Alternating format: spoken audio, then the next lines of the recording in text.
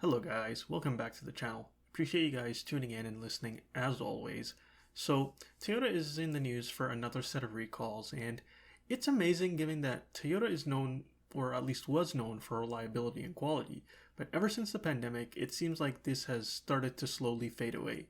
A prime example of what's been going on is with the Tundras and the Tacomas, which are a large part of the current recall, to my understanding at least.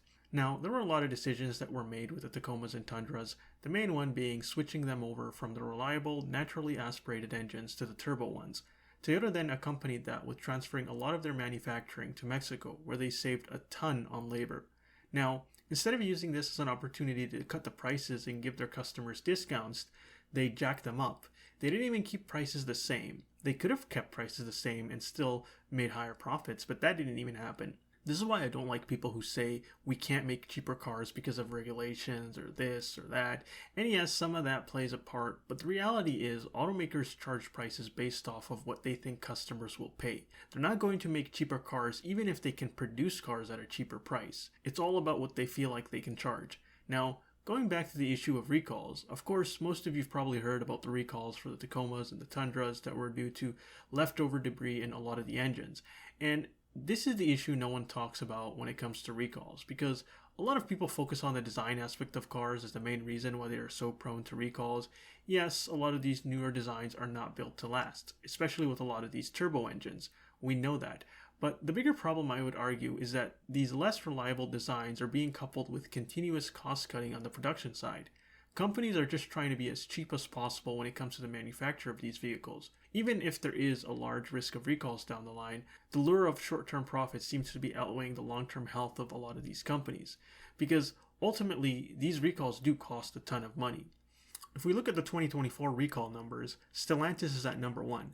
To be honest, I would have thought it was Ford, given that I'm always hearing about their recalls on the news, but Stellantis is not really all that surprising. And in a lot of ways, this is the most fitting end for the year because Stellantis is truly the poster boy for the greed and delusion that has become rampant in the auto industry. Now, let me make this clear. I have no issue with greed in and of itself.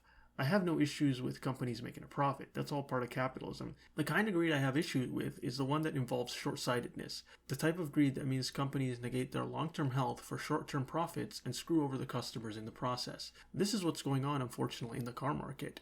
And a lot of it is driven by delusion. The delusion that this greed is somehow beneficial both in the long term and in the short term. This is what Stellantis had thought when they had decided that they were going to cut costs aggressively and increase prices by 40%, more than any other automaker during the pandemic. And lo and behold, 3 years later, it's bad news after bad news. They ruined their relationship with customers because they've saddled a lot of them with negative equity by charging insane prices during the pandemic. They've also priced out a lot of new buyers because of their higher sticker prices. Now, normally if a company is going to charge the highest price, you would think they would make sure to deliver some level of quality. But under CEO Carlos Tavares, that was not the case. The whole shtick was he was going to reduce costs more than anyone else in the industry.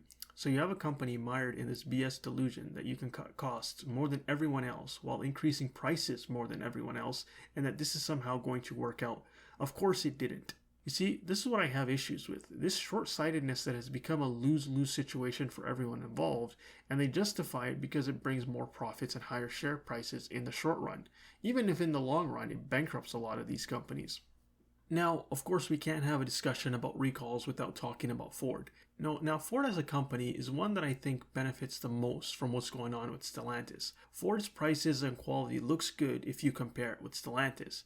But if you look at it by itself, it's not really that great. And probably, I think outside of Stellantis, they're probably the most overpriced, low-quality set of vehicles. The interesting thing with Ford is that whenever I hear about them addressing their quality concern, they also talk about cost cuttings at the same time. Now, it doesn't make any sense to me. If you're a company already struggling with quality, you aren't really in a position to be cutting costs. The only way that can work is if you're planning to massively cut production, which Ford has no interest in. So with that being said, how are you going to keep production the same or higher, cut costs, and manage to have higher quality. The truth is, they don't have any desire for this. This is all just delusion. Recalls are one of the symptoms of this short-term thinking that is rampant in the auto sector. It's all about risky short-term thinking that provides profits in the short run and boosts stock prices, even if down the line there might be a lot of recalls, and in the case of Ford, a lot of recalls costing them billions of dollars. But nonetheless, this is the strategy that the auto sector has taken. Let me know what you guys think about this in the comment section below. And as always, if you enjoyed this video, click like and subscribe, and see you guys in the next one.